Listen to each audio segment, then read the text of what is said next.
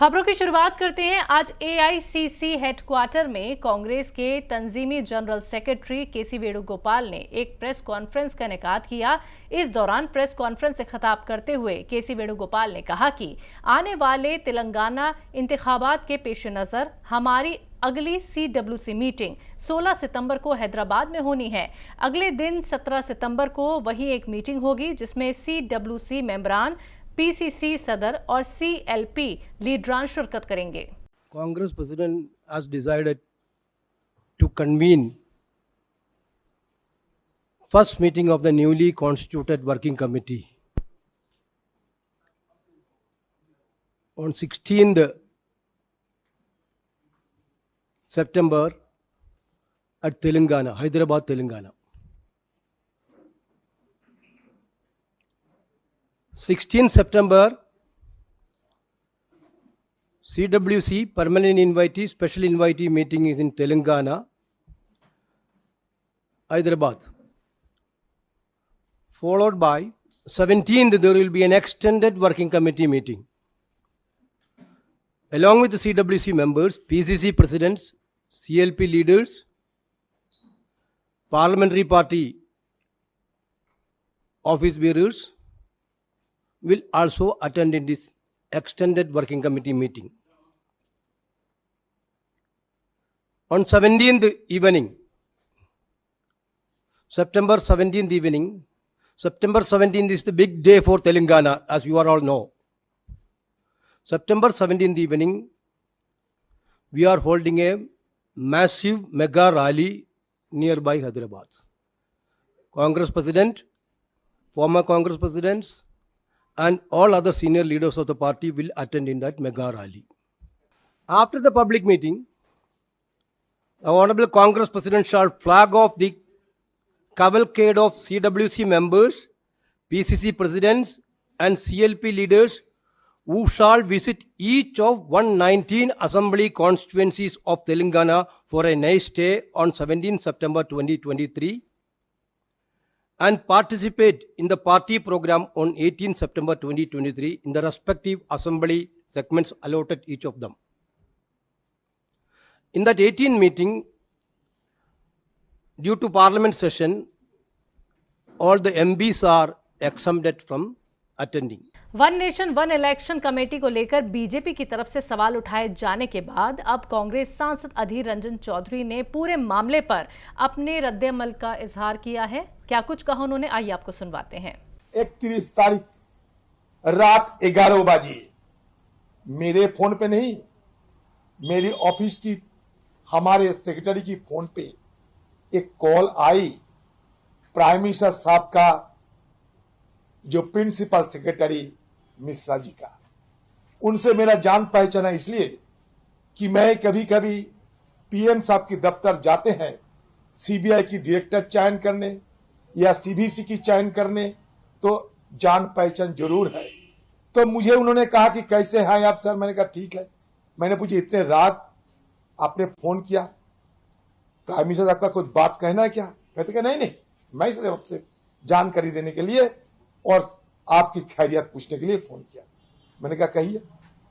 ये सरकार एक कमेटी बनाने जा रहे हैं, ये इस कमेटी में आपको शामिल करना सरकार की मंशा है। ये कमेटी की अगुवाई करेगी हमारे फॉर्मर प्रेसिडेंट गोविंद साहब ने, और इसमें आप शामिल होंगे, ये सरकार चाहते हैं। आपका राय क्या है? मैंने कहा सबसे पहली बात, इतने रात आपने फोन किया, तो सबसे बड़ा मैंने आश्चर्य हुई। फिर अच्छा लगे, कम से कम रात हुई तो क्या है, बात तो किया आपने मेरे साथ। मैंने कभी कभी पीएम साहब से बात करना चाहते लेकिन बात नहीं होते क्योंकि फोन उठाने की कोई नहीं रहते वहां, तो कम से कम बात तो किए आपने, अच्छा लगा। तो ये वन नेशन वन इलेक्शन आप जो सोच रहे हैं, सारे कागजात मेरे पास भेजिए। कागजात देखने के बाद मैं अपना विचार रखूंगा और उस समय आपको मैं जानकारी दे दूंगा। क्योंकि मान लीजिए जब हम सीबीआई डायरेक्टर की चयन करने जाते तो सारे कागजात मेरे घर में भेजा करते, सीबीसी की चयन करने जाते, सारे कागजात मेरे घर में पहले भेजा करते। ये सारे कागजात देखने के बाद हमें कई नतीजा में पहुंचना पड़ता कि हम वहां जाके क्या कहेंगे। तो बेमतलब बिना किसी कागजात हवा में मैं क्या बात करेंगे, और वो भी एक ऑफिसर के साथ। कोई मंत्री ने कहा मेरे को नहीं, कानून मंत्री थे, पार्लियामेंट मिनिस्टर थे, खुद गृह मंत्री थे, प्राइम मिनिस्टर थे, किसी ने बात नहीं की।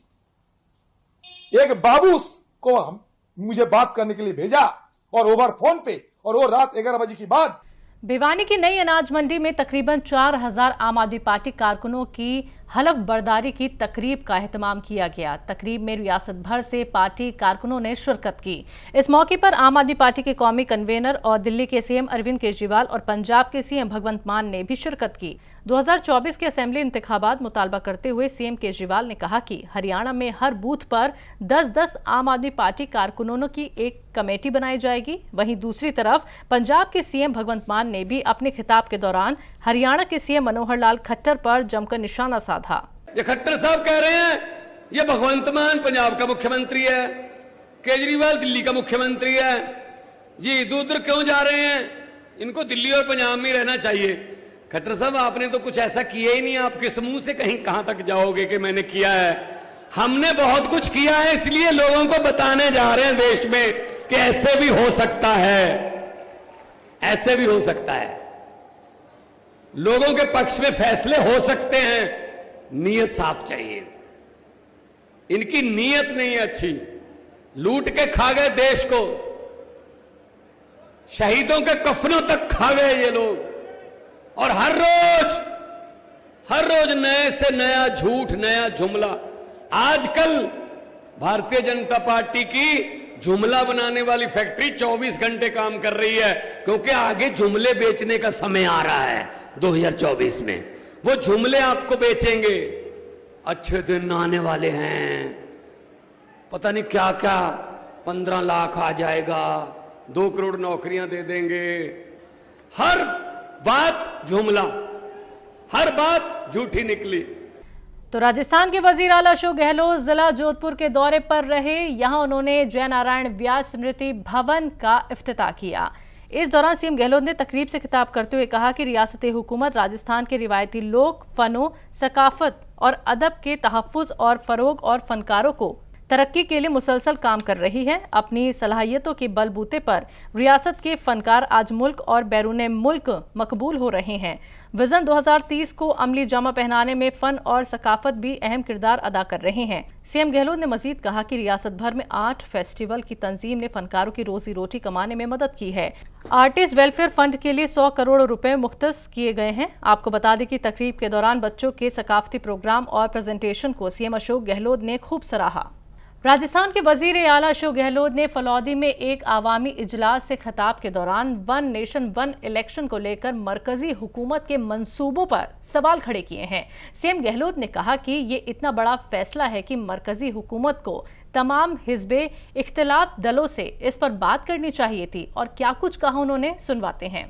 अब कल जो उन्होंने कहा है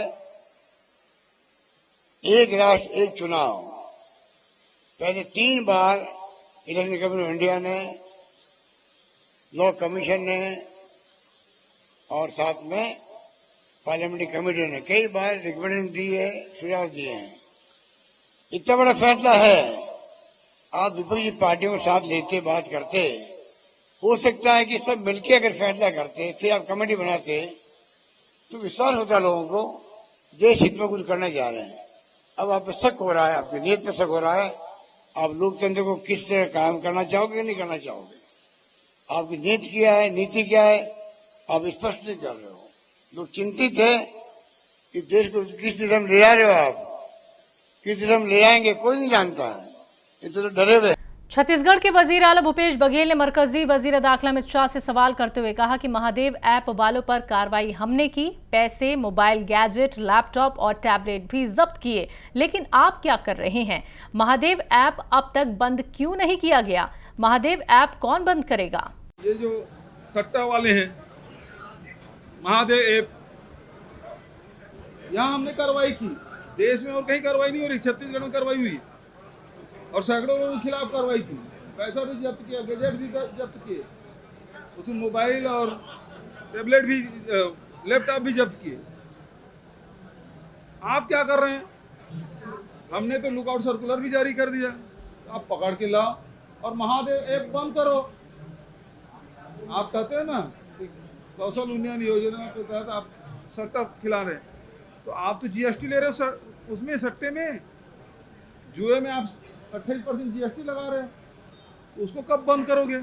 और दूसरी बात, जितना भी आप मोबाइल में आप देखो वो सब आ रहे हैं, उसको कब रोक लगाओगे? और सबसे बड़ी बात है, महादेव ऐप जब हमने सर्कुलर जारी कर दिया, ईडी जांच करने आ गई, तो आज तक कि वो बंद क्यों नहीं हुआ? महादेव बंद कौन करेगा?